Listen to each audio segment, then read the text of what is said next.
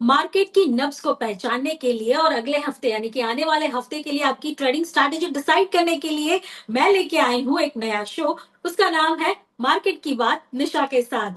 और हमारे इस नए शो के पहले मेहमान है डीआर चौकसी के टेक्निकल एसोसिएट हेमंत कापड़िया। हेमंत, स्वागत है आपका। शुक्रिया निशा। और हार्दिक बधाई आपके नए नए शो के लिए। I am sure it thank you is going sir. To be a smash hit. Definitely तो हमने मार्केट में कमबैक कर लिया है और मार्केट ने भी हमें थोड़ा वेलकम किया है, क्योंकि जिस तरह से हमने देखा पूरा हफ्ता एक ग्लोबल अनसर्टिनिटी बनी रही। सबकी नजर उस पे ही रही, क्रूड प्राइसेस पे हो या डॉलर रुपी पे हो। लेकिन कह सकते हैं ना, तो अंत भला तो सब भला। वैसे ही शुक्रवार को आरबीआई पॉलिसी ने मूड थोड़ा बहुत सुधार दिया। आपके हिसाब से पूरा हफ्ता आपने कैसे एनालाइज किया, और अगले हफ्ते आने वाले हफ्ते के लिए निफ्टी की आपकी क्या स्ट्रैटेजी होगी? आरबी आरबीआई पॉलिसी एक प्लेजेंट सरप्राइज है निशा।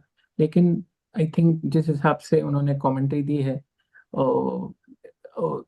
3 या 4 महीने में एक हाइक इंटरेस्ट रेट की आप गिनती रख सकते हो, एंटिसिपेट कर सकते हो। अभी तो उन्होंने नहीं किया है। लेकिन जो बैंक्स का जो स्टॉक मार्केट के रिलेटेड लेंडिंग रूल्स हैं, आई थिंक वो 1 जुलाई से इम्प्लीमेंट होने वाले हैं। उससे मुझे लग रहा है टर्नओवर पे थोड़ा इम्पैक्ट ज़रूर पड़ेगा, उसमें टर्नओवर कम होगा। मार्केट की बात करें तो सच पूछे तो 23,150 इम्पोर्टेंट सपोर्ट लेवल है। टेस्ट हुआ है, टूटा नहीं है। एक एक 8 अप्रैल था निशा, उसका एक गैप था, तेजी का गैप, वो कंप्लीटली भर चुका है।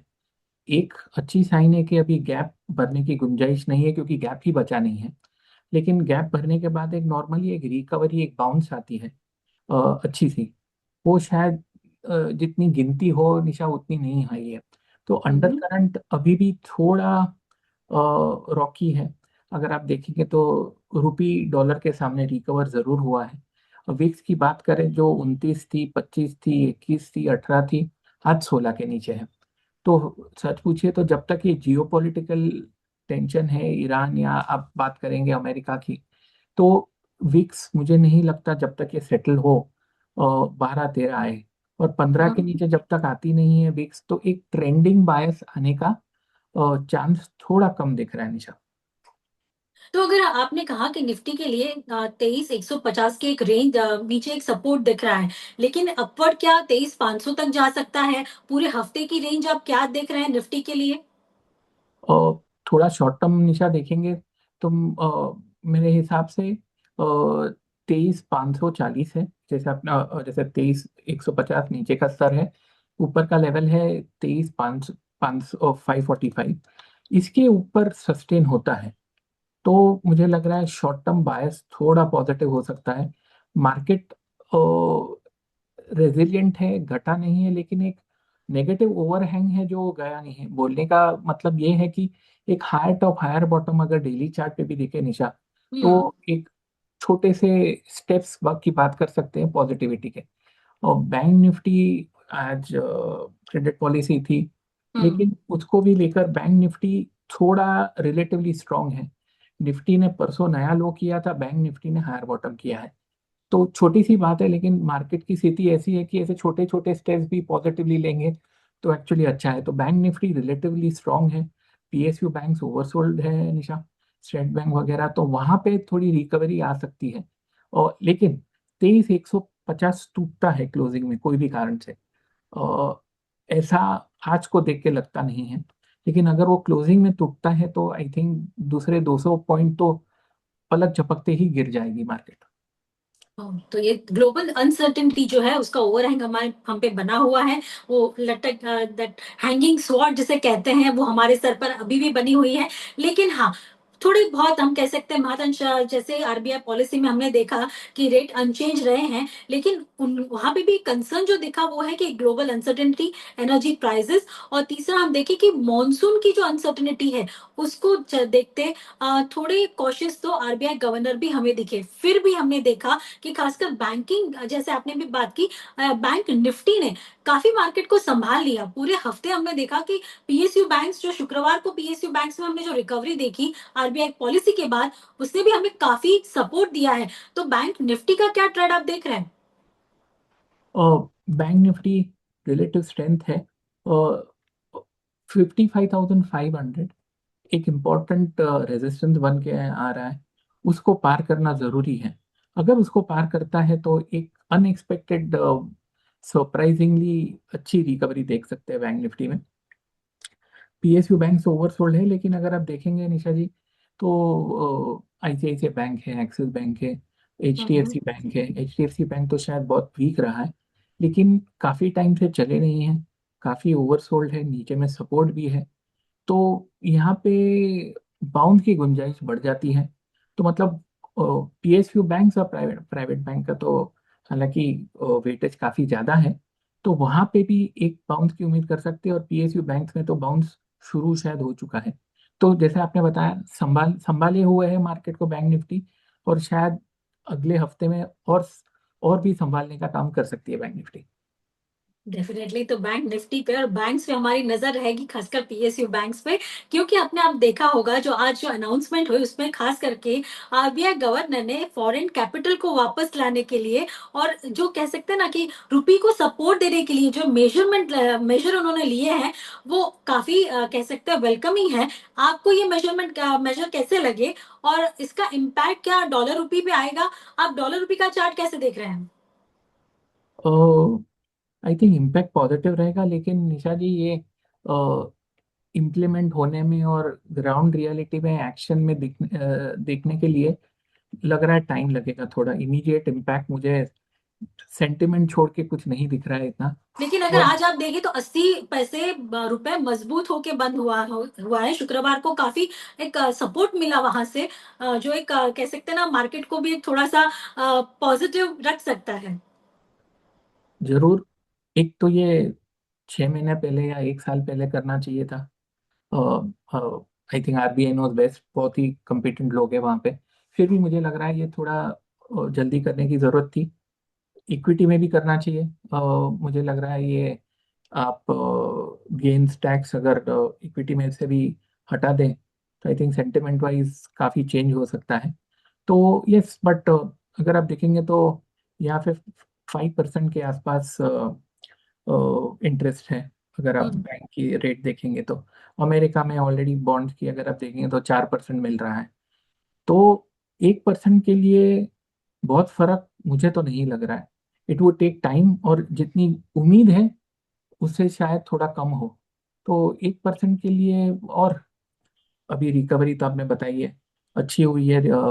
आई थिंक रुपी डॉलर में रुपी की आरबीआई हम्म। का इंटरवेंशन भी काफ़ी रहा है।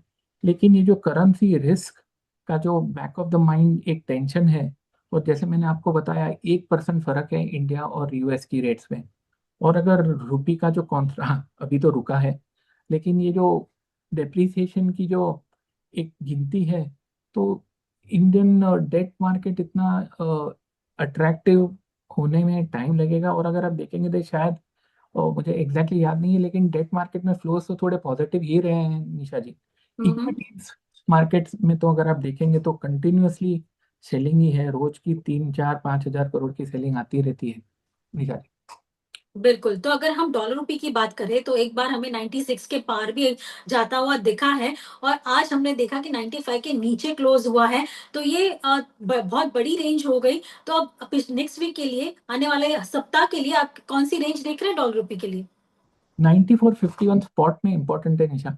अगर ये 94.51 होल्ड करता है तो डॉलर थोड़ा स्ट्रांग हो सकता है। अगर 94.50 के नीचे ट्रेड करता है तो आई थिंक दो चीज होगी, एक लोअर टॉप लोअर बॉटम होगा चार्ट पे निशा, और वो जो डेली पिक्चर है थोड़ा नेगेटिव होगा डॉलर के लिए, रूपी स्ट्रांग के लिए।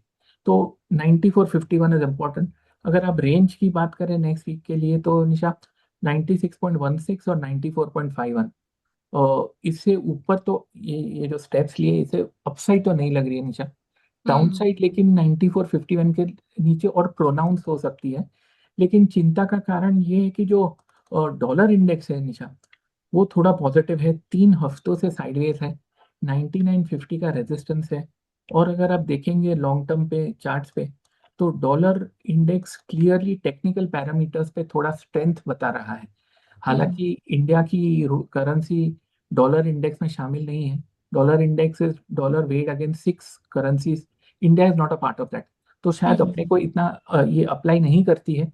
लेकिन सेंटिमेंटली अगर डॉलर इंडेक्स बढ़ता है निशा, जो मुझे चार्ट पे दिख रहा है 9950 के ऊपर, तो यहाँ पे रुपी पे थोड़ा प्रेशर वापस आ सकता है, despite not being part of the dollar index.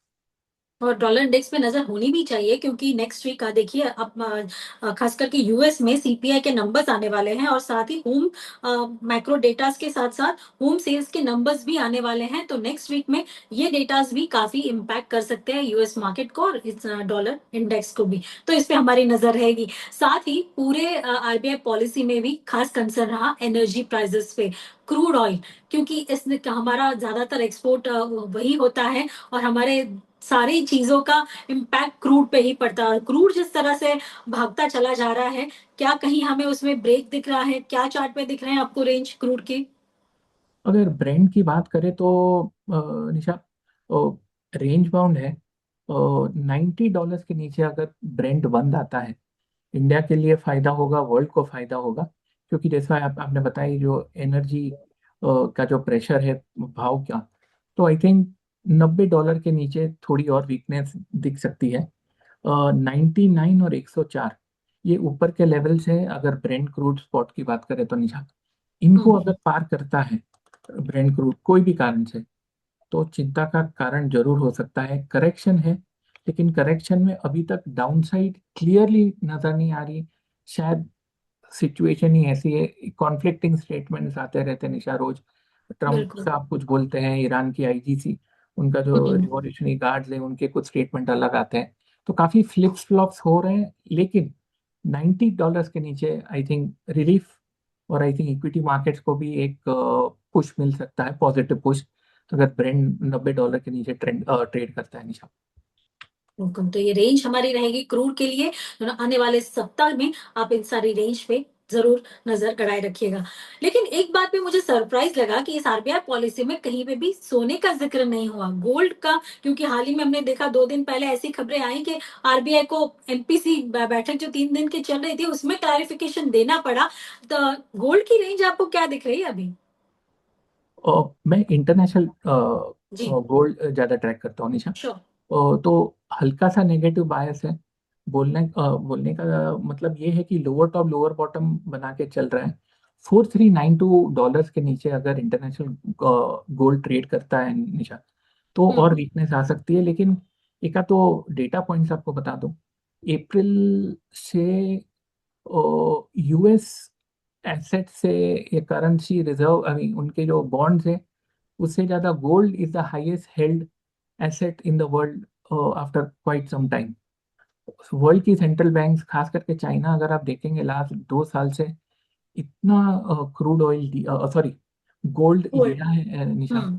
तो और इंडिया में तो कुछ thousands of tons Indian housewife है, तो उन्होंने तो इतना इतना गोल्ड भर के रखा है, तो शायद अमेरिका की रिजर्व से भी ज्यादा है। तो hmm. Short term 4392 is important. Downward bias है, अगर ये चेंज होना है तो 46 45 के ऊपर ट्रेड करे तो ठीक है, लेकिन वैसा कुछ लगता नहीं है। रेंज बाउंड है विद नेगेटिव बायस। एक बहुत ही तगड़ा मूव आया था नीचे, आप देखेंगे तो उसी को लेकर एक correction of a greater degree में दाखिल हो चुका है गोल्ड। तो मेरे हिसाब से 4392 के नीचे शायद $80 का और प्रेशर आ सकता है टाइम भी। डेफिनेटली अगर इंटरनेशनल मार्केट में दाम गिरते हैं, तो भारतीय बाजार में भी उसकी इम्पैक्ट होती है। तो नजर रहेगी गोल्ड के इस नंबर्स पर। लेकिन हमने देखा कि अगर हम स्टॉक मार्केट की बात करें, तो जैसे बैंकिंग स्टॉक्स ने हमें काफी सपोर्ट दिया, वहीं कंसर्न सबसे ज्यादा बढ़ाया है आईटी स्टॉक्स ने। आईटी इंडेक्स आपको कैसा लग रहा है? आईटी स्टॉक्स में कहीं आपकी नजर है?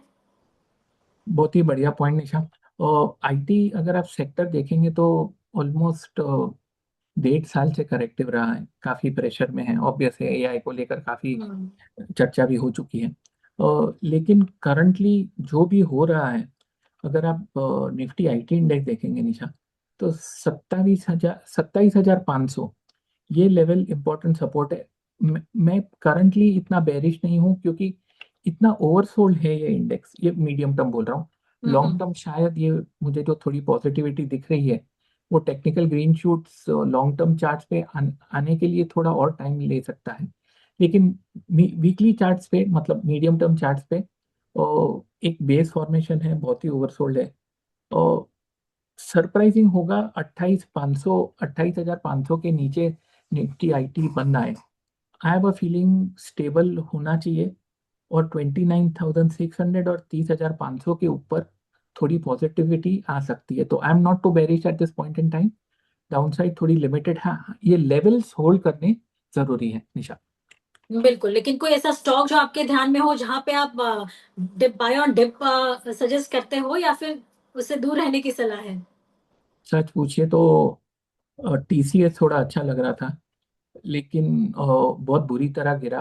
एक्सपायरी के दिन अगर आपने देखा होगा, टीसीएस में कुछ 5-6% की अपसाइड थी, पूरा आईटी क्षेत्र ही ऊपर था। बिल्कुल। लेकिन टीसीएस ने जाके आज नया लो किया है। तो एक चिंता का कारण वो है।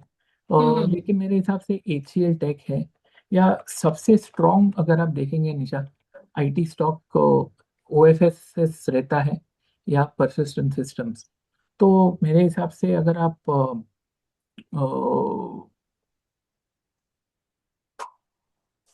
आई थिंक स्टॉक का, केन्स ने भी नया लो किया निशा। तो I have a feeling that Coforge, yes, Coforge में काफी एक्शन हुआ है। लेकिन रिलेटिव स्ट्रेंथ है, हायर टॉप हायर बॉटम बना के इंटरमीडिएट अप ट्रेंड में है। तो Coforge is showing relative strength, वहां पे एक आप एक्सपेक्ट कर सकते हैं कि one can look to bottom fish. और दूसरा स्टॉक है केपीआईटी। थोड़ा हल्का सा सिंपल कंपैरिजन है निशा, टीसीएस ने नया लो हम्म। किया, ये लोग 2-3 हफ्ते के हाई पे हैं, तो रिलेटिव स्ट्रेंथ थोड़ा वो ये दो स्टॉक्स का दिख रहा है। तो केपीआई कोफोज में आज थोड़ी सी हल्की गिरावट थी, लेकिन जैसे ही आने वाले सप्ताह के लिए पॉजिटिविटी यहाँ पे दिख रही है, नजर रहेगी दोनों स्टॉक्स पे, खास करके आईटी में। और जाते जाते नेक्स्ट सप्ताह के लिए, आने वाले सप्ताह के लिए आपके कोई टॉप पिक्स हैं जहाँ पे खरीदा जा सकता है? अ, दो स्टॉक्स है। पहला स्टॉक है स्टेट बैंक ऑफ इंडिया निशा। हम्म। आज थोड़ा रेड में बंद आया है, लेकिन शॉर्ट टर्म बॉटम बन चुका है। स्टॉक यहाँ से चलने के मूड में है, तो एक ट्रेडिंग बाय बन सकता है स्टेट बैंक में। दूसरा स्टॉक जहाँ पे मेरा एक बाय कॉल रहेगा, इटर्नल। एक काफी स्ट्रॉन्ग सप्लाई लाइन पे खड़ा है। ये उसका चौथा या पांचवा अटेम्प्ट है पार करने के लिए।